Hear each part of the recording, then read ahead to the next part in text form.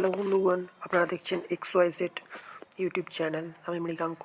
আজ আপনাদেরকে দেখাবো কি করে আপনারা কোনো অ্যাপকে হাইড করবেন ফোনের সেটিংস থেকে। তো চলো বন্ধুরা, শুরু করা যাক আজকে ভিডিওটি। প্রথমে আপনাকে যেতে হবে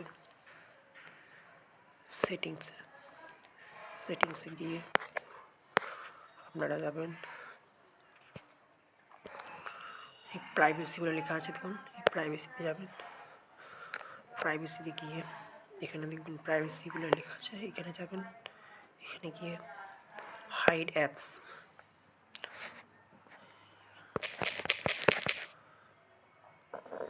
পাসওয়ার্ড দিয়ে দিয়ে ফোনের লক স্ক্রিনের পাসওয়ার্ড। তারপরে আপনারা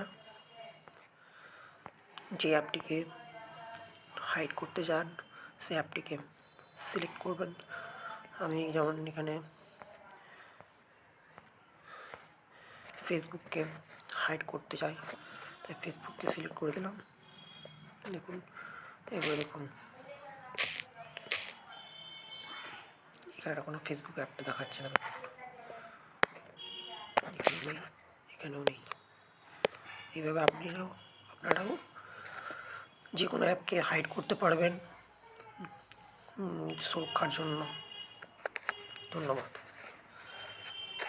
ভিডিওটা এখানে শেষ করলাম। ভালো থাকবেন, সুস্থ থাকবেন। ধন্যবাদ।